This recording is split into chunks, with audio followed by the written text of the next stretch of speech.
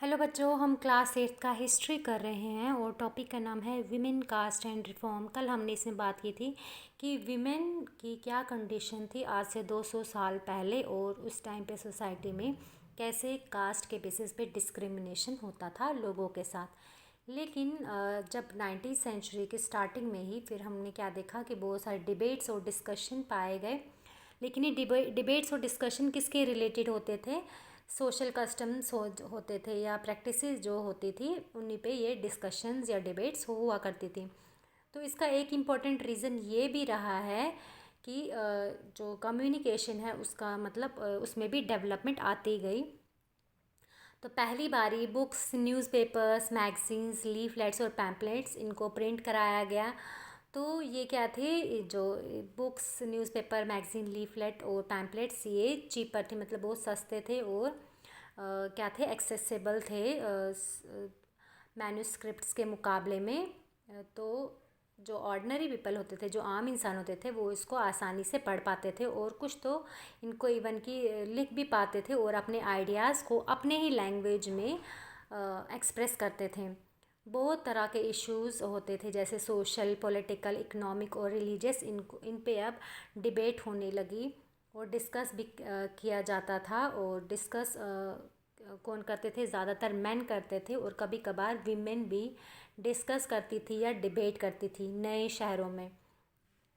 तो जो डिस्कशंस इनके होते थे वो वाइडर पब्लिक तक पहुंचते थे, मतलब ज़्यादा से ज़्यादा पब्लिक तक पहुंचते थे। और इससे क्या बन गया, एक मतलब जो सोशल चेंज हुआ, उसका जो मूवमेंट हुआ, उससे लिंक भी किया जा सकता है इस डिस्कशन और डिबेट को। तो ये जो डिबेट है ये ऑफ मतलब ज़्यादातर इन डिबेट्स को किसने इनिशिएट किया? बहुत सारे इंडियन रिफॉर्मर्स थे या रिफॉर्म ग्रुप्स थे जिन्होंने सोसाइटी में बहुत सारी चेंजेस लाई। उनमें से एक रिफॉर्मर थे राजा राम मोहन रॉय जो थे। इन्होंने एक रिफॉर्म एसोसिएशन बनाया जिसका नाम रखा ब्रह्मो सभा। और ये कहाँ पे इस्टेब्लिश किया इन्होंने, कहाँ पे बनाया? कलकत्ता में बनाया। फिर बाद में ब्रह्मो सभा का नाम क्या रखा? ब्रह्मो समाज रखा।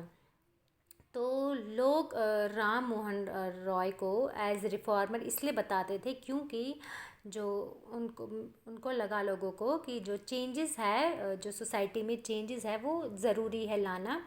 और जो अनजस्ट प्रैक्टिस होते जैसे उस टाइम पे सती सिस्टम होता था या चाइल्ड मैरिज हुआ करता था या विडोज़ के साथ बुरा बर्ताव होता था, कास्ट के बेसिस पे डिस्क्रिमिनेशन होता था, तो लोगों को ये अनजस्ट प्रैक्टिस लगती थी।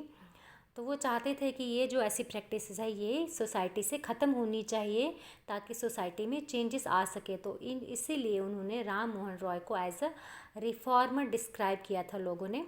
तो उनको लगा कि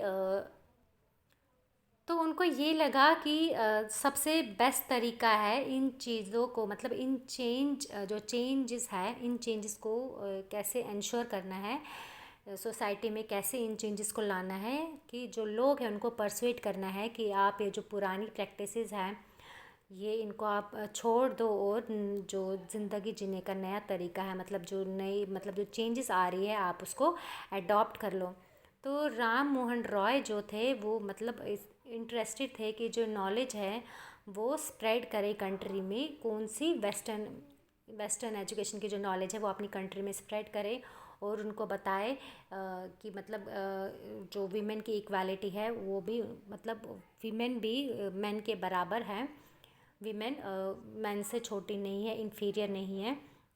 उन्होंने ये भी लिखा कि जो वीमेन हैं उनको कैसे फोर्स किया जाता है, कि उन पे बर्डन डाल दिया जाता है डोमेस्टिक वर्क का, या उनको घरों में ही कैद किया जाता है, घरों तक ही इनको सीमित रख दिया जाता है, या किचन तक ही उनको, घर के बाहर नहीं निकलना है, खाली किचन का काम करना है, बाहर का काम नहीं करना है। और उनको कभी मतलब एजुकेशन का भी ये नहीं था और उनको उस टाइम पे एजुकेशन का भी राइट नहीं था। तो राम मोहन राय यही चाहते थे कि जो वीमेन हैं उनके साथ, मतलब उनको भी इक्वली ट्रीट किया जाए मैन के बराबर। तो फिर राम मोहन रॉय जो थे वो उनको मतलब ज़्यादा कौन सी प्रॉब्लम ज़्यादा, मतलब उन्होंने फोकस किया ज़्यादा प्रॉब्लम्स पे, कौन सी ज़्यादा प्रॉब्लम्स थी जो विडोज़, जो विधवा अपनी लाइफ्स में फेस कर रहे थे, जिन प्रॉब्लम्स को राम मोहन रॉय चाहते थे उन प्रॉब्लम्स को मेनली ये किया जाए, ख़त्म किया जाए। तो उन्होंने एक कैंपेन स्टार्ट किया था को मतलब कैंपेन किसके अगेंस्ट स्टार्ट किया था, जो सती का प्रैक्टिस होता था, जिसमें विडो विमेन को अपने पति के फ्यूनरल के साथ ही जला दिया जाता था। तो वो प्रैक्टिस जो था सती का, वो इन्होंने उसके खिलाफ एक कैंपेन स्टार्ट किया था। तो तो जो राम मोहन रॉय थे, मतलब उन्हें बहुत सारी लैंग्वेजेस की नॉलेज थी, जैसे संस्कृत, पर्शियन और भी बहुत सारी इंडियन लैंग्वेजेस थी या यूरोपियन लैंग्वेजेस थी। उनको बहुत सारी लैंग्वेजेस की नॉलेज थी, वेल लर्न पर्सन थे वो। उन्होंने अपनी राइटिंग्स के थ्रू ये भी बताना, मतलब ये बताने की कोशिश की, जो ये प्रैक्टिस है कौन सा, विडो बर्निंग यानी सती सिस्टम जो है, इसका कोई सैंक्शन नहीं है हमारे एंशियंट टेक्स्ट में। मतलब जो हमारी किताबें हैं, एंशियंट किताबें, उसमें कोई मतलब सैंक्शन नहीं दिया है इस विडो बर्निंग का। तो अर्ली 19th सेंचुरी में क्या हुआ, बहुत सारे जो ब्रिटिश ऑफिशल्स थे, उन्होंने भी हमारे इंडियन ट्रेडिशंस और कस्टम्स को क्रिटिसाइज़ करना शुरू किया। तो वो बहुत विलिंग थे, जो राम मोहन रॉय मतलब बोल रहे थे कि ये जो प्रैक्टिस है सती का, ये ख़त्म करना चाहिए, ये अनजस्ट प्रैक्टिस है, तो ये ख़त्म करना चाहिए। तो ब्रिटिशर्स भी उनकी बात सुनना चाहते थे, क्योंकि उस टाइम पे राम मोहन रॉय रेप्यूटेड पर्सन थे। तो फिर 1829 में जो सती सिस्टम है उसको बैन कर दिया गया। तो जो स्ट्रेटजी अडॉप्ट की थी राम मोहन रॉय ने, वो बाद में बहुत सारे रिफॉर्मर्स ने भी अडॉप्ट की। जब भी वो चाहते थे कि किसी प्रैक्टिस को चैलेंज करे जो सोसाइटी के लिए हार्मफुल हो, तो उन्होंने कोई सेंटेंस, मतलब उसके रिलेटेड जो एंशेंट सैक्रेड हमारे एंशेंट सैक्रेड टेक्स्ट हुआ करते थे, उसमें उसके रिगार्डिंग, उन प्रैक्टिसेस के रिगार्डिंग देखा उसमें, ताकि उनके जो पॉइंट ऑफ व्यू है उनको सपोर्ट मिल सके। तो फिर उन्होंने क्या किया, ये जो प्रैक्टिस था, तो उन्होंने ये सजेस्ट किया कि जो अभी प्रैक्टिस एग्जिस्ट कर रहा है प्रेजेंट में, जो अभी प्रैक्टिस चल रही है, वो अर्ली ट्रेडिशन के अगेंस्ट है। तो अभी इसमें बताया गया है हुक स्विंगिंग फेस्टिवल। तो ये एक पॉपुलर फेस्टिवल हुआ करता था। इसमें जो डिवोटीज़ होते थे उनको एक सफ़रिंग, मतलब एक तरह की सफ़रिंग वो सहते थे। वो सफ़रिंग क्या होती थी, उनका रिचुअल वर्शिप के तौर पे वो करते थे। तो हुक्स उनके स्किन के आर पार पियर्स की जाती थी, तो फिर उनको व्हील से लटका दिया जाता था।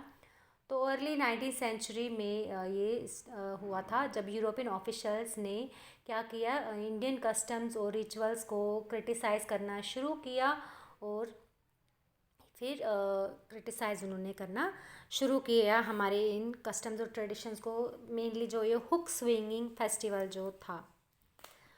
तो अभी फ़िलहाल आज के लिए इतना ही। इसके आगे हम कल और रिफॉर्मर्स जो थे, जिन्होंने और भी चेंजेस लाए, उनके बारे में हम कल पढ़ेंगे। Thank you.